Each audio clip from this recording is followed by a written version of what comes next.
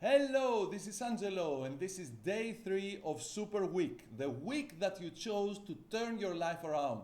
If you haven't watched Masterclasses 1 and 2, you want to stop this video and watch these first because this is a 5-part series and it is designed step by step to show you not only why you don't yet have what you want, but actually how to go about it, how to create escape velocity from the patterns, the beliefs, and the habits that keep you stuck to now, stuck to something that you say is not enough.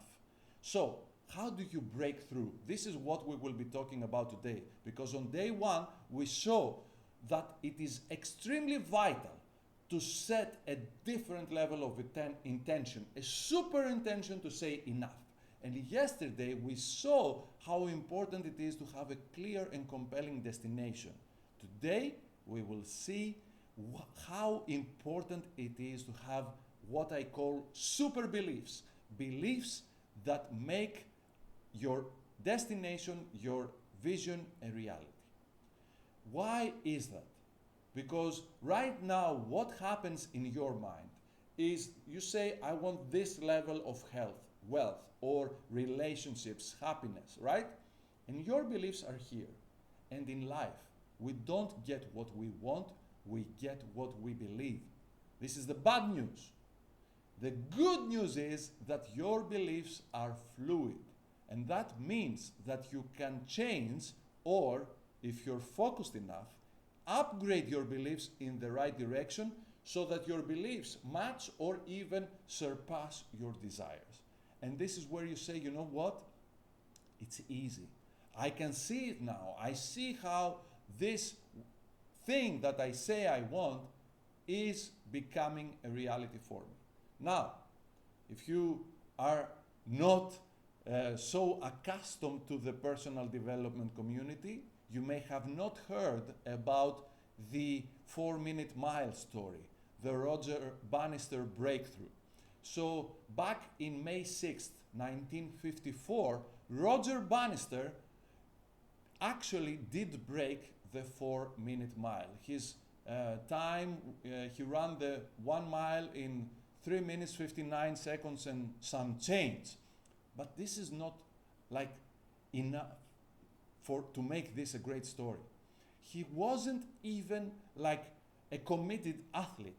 He was an accountant, if I remember correctly.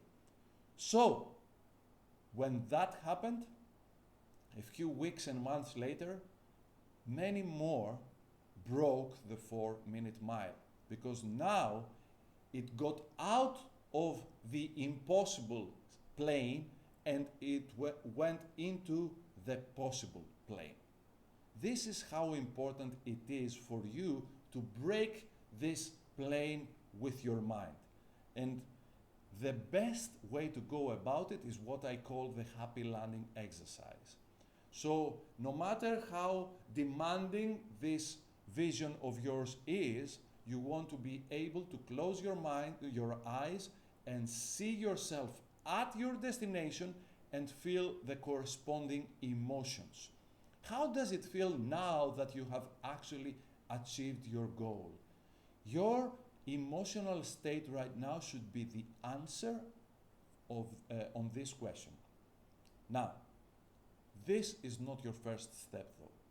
This is what you want to be, like your number 1 intention during the day, your meditative state, but also you want to make this so common, you want to become so accustomed to this state that, as Joe Dispenza says, you remember your future more than you remember your past. You remember more the wanted future than the unwanted past. Now, how do you go about it though? It's a challenge, I know, especially if you're new at this. So how do you go about it? This is what I call the 5 waves exercise. I like sailing a lot, and many times, especially when I've been sailing with people who were new at this and maybe they were getting uncomfortable when the sea was getting rough, I was telling them that regardless of how the sea looks like, our minds are always at our destination, right? But sometimes this is not easy. So basically what you're doing is you're training yourself to go about a small wave and then a bigger one and then a bigger one and then a bigger one. So you need to have 5 fundamental beliefs to make your vision a reality. This is happening in real time in your mind. This is not something that I've picked up as if from nowhere. And you will see how simple this sounds when I take you through these 5 beliefs and 5 steps. Number 1, to believe that you actually want what you say that you want. And yesterday we worked a lot on deciding on your number 1 priority, right? Most people will say, oh, I want this, and they will do nothing about it. So their activity, their behavior demonstrates that they don't want what they say they want. And I ask many times people, do you want a 6-pack or a 6-pack? Because you have to choose, right? Which is which? Is it going to be like a 6-pack of beers, for example, or a 6-pack, like a shredded body? Which is going to be? Number 2, belief number 2, to believe that you deserve it. And by the way, I forgot to mention that you want to mark these beliefs from 1 to 10. 1 is I don't believe it at all, and 10 means I firmly, fully believe this to be so. So number 2 is to believe I deserve what I want. Now that I have proven to myself, now that I have actually turned my belief state to 10 out of 10, that I truly want that, I want to make sure that I believe I deserve it. And when I'm through with that, I want to take on to wave number 3, is believe that I can do it. And then you want to go to wave number 4 and believe that you will do it. And you might say, you know what, Angelo, I want this. I truly believe that I deserve it. Now that I have, elevated my skill set or my tool set or whatever, I believe I can do it. And you're telling me that I will not do it? And the answer is yes. Many people, for example, want a slimmer body or to lose some weight. For example, they know they deserve it. They deserve a better body. They deserve, a better physique. And they know how to go about it, eat a bit less or a bit better, exercise a bit more, and they do nothing about it. So yes, you want to believe that you actually will do it. This is wave or step number 4. And last but not least, to believe that you are it already. Because what you say you want, the moment that you say that you want, a birth took place in your mind and your heart.